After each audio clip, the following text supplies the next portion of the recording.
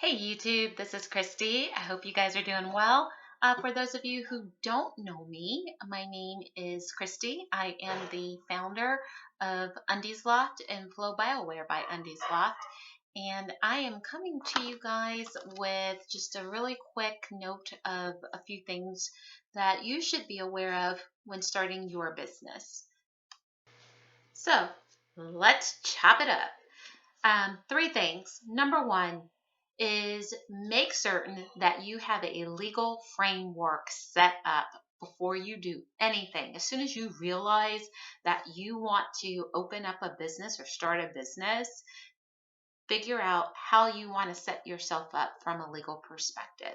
Do you want it to be LLC, a limited liability corporation, which effectively protects your personal financial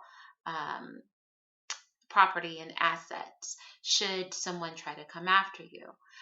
Do you want to be an S Corp, which has some tax benefits associated with it? Or do you want to be a sole proprietor, which is essentially a DBA, a doing business as? And that's the most simplistic of all three legal entities. Please note, I am not an attorney. You want to seek an attorney for any legal advice. You can also do your own legal framework yourself if you're so inclined and feel confident enough to do so. Or you can use other platforms such as LegalZoom and others like that to support you in setting up your legal framework. But I just want to make it very clear. I am not an attorney. I am not providing legal advice. This is for your informational purposes only. So once you get your legal framework set up and you know how you want to move forward, then you need to start looking at a business account. You cannot open a business account like a legal, legitimate, McDonald's on your debit card or on your checkbook. You cannot open one of those unless you have legal framework. What they're going to ask from you from the bank, depending upon how you're set up, is going to be proof of being a business. So if you're a DBA / sole proprietor, they're going to ask you for business license and business registration. If you're an LLC, they will likely ask you for your articles of incorporation, as well as business license and registration. If you're an S Corp, same thing. They want to make sure that you are indeed an actual business. If you do not want to have a business account, if you don't want to open one up and it's fine. But what you don't want to do is commingle your money. So at the very least, if you feel like you don't want to go through the rigmarole of all of that, which I highly, highly suggest that you do go through the hoops to get situated from a financial perspective for your business. But if you don't want to do that, then at least open up another account so that you're not commingling your funds. Open up another personal checking account and move over some money, whatever that is, $500, $5,000, whatever it is that you foresee your business needing in order to operate for the next 3 to 6 months. Have that set aside. The last thing that you ever want to do is commingle your funds. It makes it very messy when it comes time for taxes. Okay.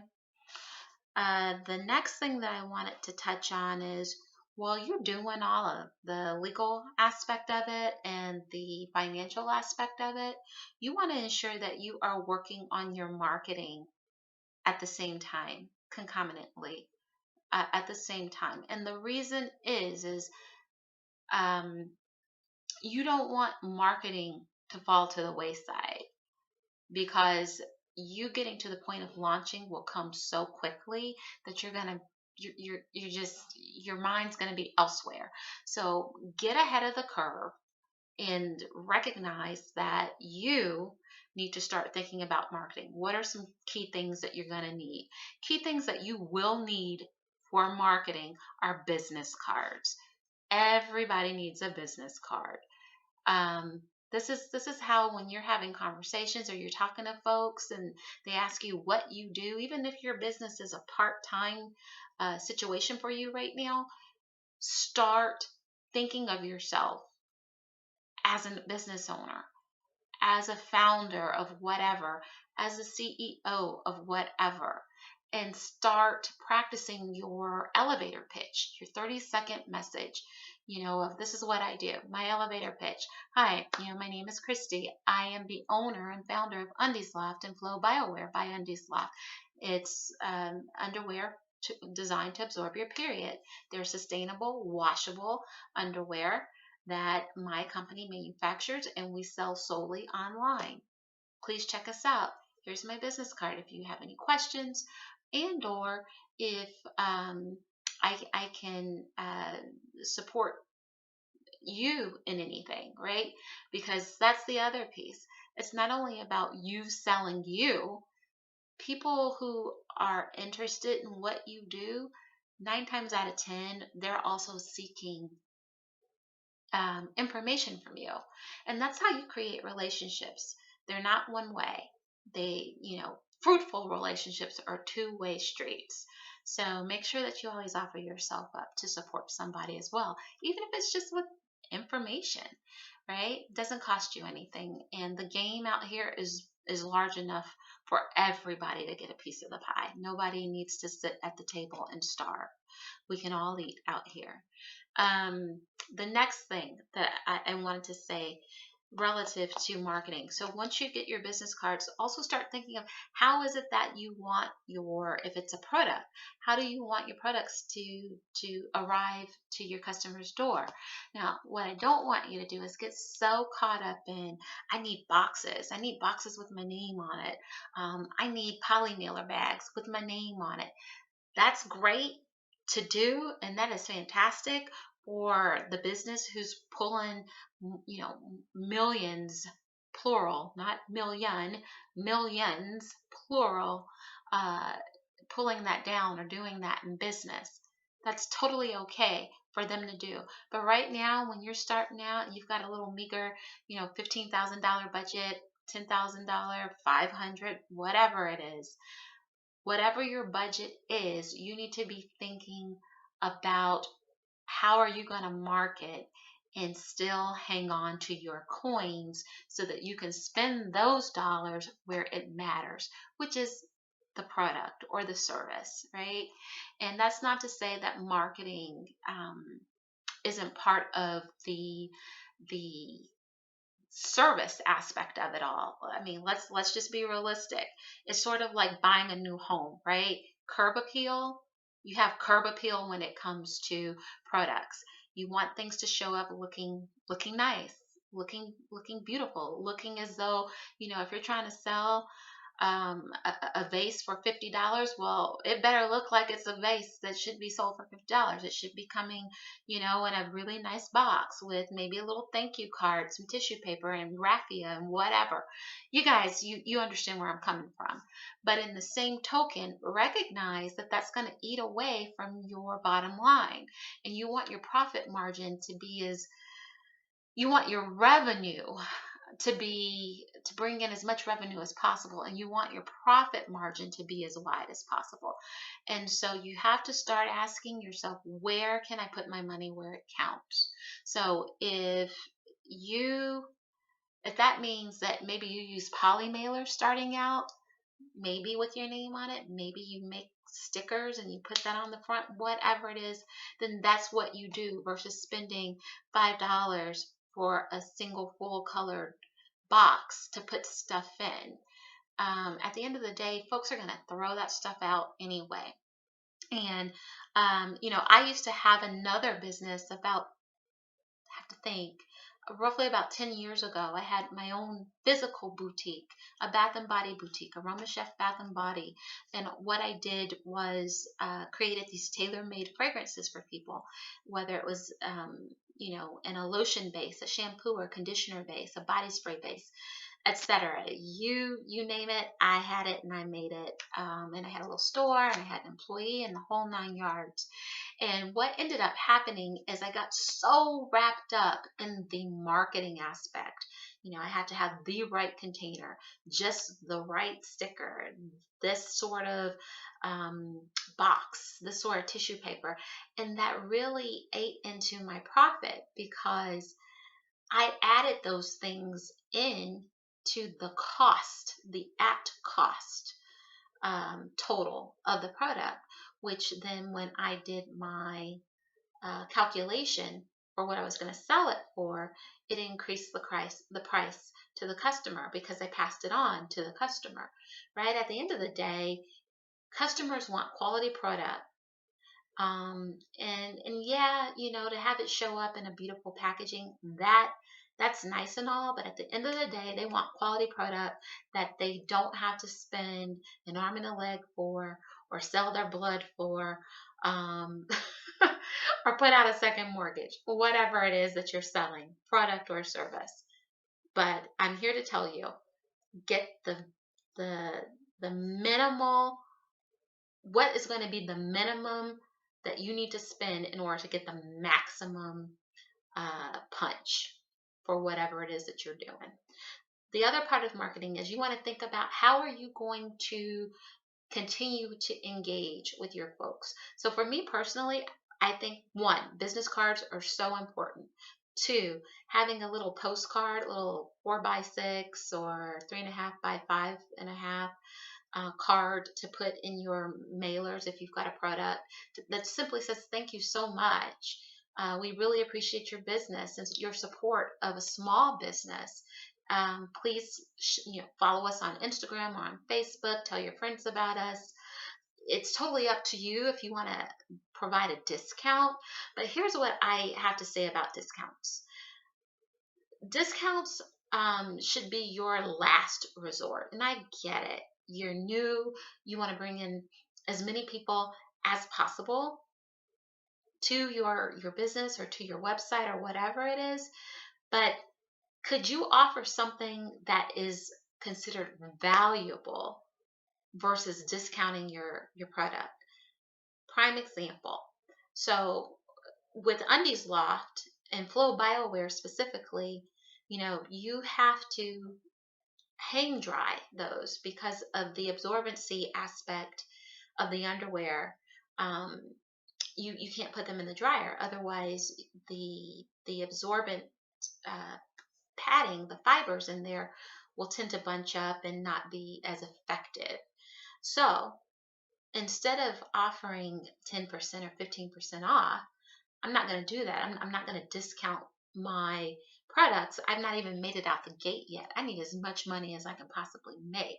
So instead of discounting, what I did is I ordered laundry bags, lingerie laundry bags, so that you can put your undies in a lingerie bag, throw it in the washer, and then that way when you're done, when the cycle is done and you're moving things from the washer to the dryer, you can get your bag and not accidentally have them in the dryer, right? So that's a value add.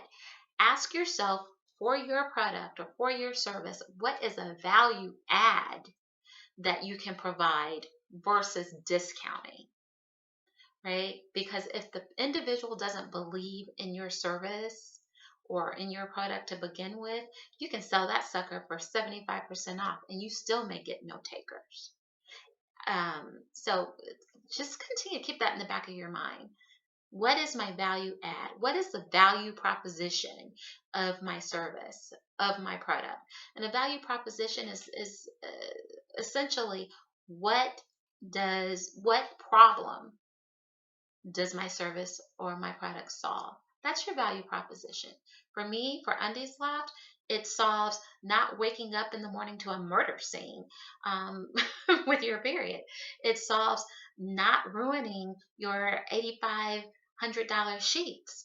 It solves not having to think about, are you leaking through and do you have to get up on your airplane flight? Not that many people are flying these days, but get up to go to the bathroom and do what you need to do from a feminine hygiene perspective on a plane, that you can actually sit there and be comfortable and know that you're protected, that you can be on a 7-hour road trip and not have to stop at somebody's, truck stop or a public bathroom. If you're like me, that's not going to cut it. Uh, which is hard to believe. I'm a licensed registered nurse. I don't do germs because I know what exists for sure. Definitely in a hospital, I know what exists. And I want no parts of it, and certainly not in a public bathroom. So that is value proposition. What problem does your product solve? And when you figure that out and then can say, how can I make my product or my service that much more effective? How can I go from an A to B shift of, all right, here's the issue. That's A. B, I've solved your problem. B to C shift. How can I make my solving your problem? How can I add value to that? That's what you need to be thinking as you move along and you're developing your business plan and your marketing plan, right? And so, for some of you, again, who may not be familiar with me, I am a licensed registered nurse. I shared that, but I'm also an MBA. And I have worked in marketing for a very long time. So what I'm sharing with you is from the perspective of what I know from business and what works in big business. And don't sell yourself short. Don't sell your services or your products short. Okay, I've talked about that ad nauseum, so I'm going to move on. The other thing that I want you to be thinking about is how you set up your social media and how folks get a hold of you, whether it's creating a landing page as your website is being built. So a landing page, for those of you all who don't know, is, and you can go to mine, you go to www.undiesloft.com, hop on that landing page, sign up, by the way. But the landing page essentially is a page that can give people who visit you a little information about yourself, but also can take email addresses down so that you can alert folks for when you do launch. So it's pulling double duty. It's providing validity of who you are as a business, and it's telling people who you are. But secondly, allows for you to build your list that you will leverage once you open to start marketing to people too. And so even though you may not have a website that's up and operational right now, that landing page will act as such. So it's not like just you on Instagram, like, I don't know, find me at Instagram at ABC Giraffes. And it's like, well, what the heck is ABC Giraffes? And yeah, Instagram has a profile, and you can fill that profile out that folks can go on there and check it out. But if somebody is truly interested, or if you want to come across legitimate, get you a website and get that landing page going, and then make it pull double duty by collecting email names so that you can alert folks for when you do open, right? Because it's not enough to have, a handle on Instagram or Facebook, like me, I'm at Undiesloft, or I'm at Flow BioWare. That's not enough. People, if they're truly interested, they want to know a little bit more about you. So give them that. Don't make people pull your teeth to tell them more about you. You want people who are genuinely interested in you to know where they can go to find out more about you. So be active in that as they're being passive in their interest. Okay. The other thing is, get yourself a legitimate email address. It's okay starting out. If, again, you got a ROI, what's your return on investment? What's the risk benefit reward ratio? Is having a business email address, is it going to make or break your business. Only you can determine that. Um, that being said, a business that has an at whatever the business name is email address, it just looks legitimate. Could you imagine, say Tiffany's, um, that if you purchased something at Tiffany's and you needed to contact customer support, that Tiffany's, and I'm talking about little blue box Tiffany's is like, if you have any problems with your order, please reach out to us at littlebluebox@gmail.com. You'll be like, what is that? They couldn't get an at Tiffany's email address. So email addresses don't cost a great deal of money, but I do understand it adds to your monthly operational costs. So that being said, shop around. I always get my email addresses through GoDaddy. I use GoDaddy religiously for everything up until now. My Undies Loft website is through Shopify. I still don't know how I feel about Shopify. There's a huge learning curve with it. I built my own Shopify website. I've not launched yet. But listen, Shopify, it's an investment financially and mentally. It's an investment because it's a lot to kind of learn. It's not as simple as a drag and drop, say with GoDaddy or even with Wix. And really quickly, Wix, if you're going to use Wix, Wix has a free version. So it can be like at undiesloft.wix. So www .undiesloft.wix, right? That's not cute. That's not cool. Do whatever it is that you need to do in order to get you a legitimate website. I would almost rather say have a legitimate website and an email address that says at Yahoo, at Gmail, or whatever it is, as opposed to a legitimate email address and you have the extension of whatever platform you're using as your website address. Don't do that. So with Shopify, I'm trying it out because it is a platform that is made for selling. Wix and GoDaddy are website platforms. They're not selling platforms. And what all that means is simply this. You're not going to have the same level of analytics, the same type of applications to be able to track what your customers are doing, where traffic is coming in from, how long they've stayed on your page, all of these very complex apps that are associated with Shopify, you're not going to find on Wix and on GoDaddy. That being said, I do like GoDaddy. I do. I have another business on GoDaddy. It's SohoFragrance.com, and that's short for Southern Hospitality Fragrance Company. But SohoFragrance.com, that is a GoDaddy website. So if you want to see the difference, go on there. Soho Fragrance Co. for company, .com. That is a GoDaddy website. When I launch undiesloft.com, that is a Shopify website. You check them out and see the differences. See if you can even see a difference. The reality of it is you probably won't as a consumer, but on the back end, I definitely can tell you there's a difference.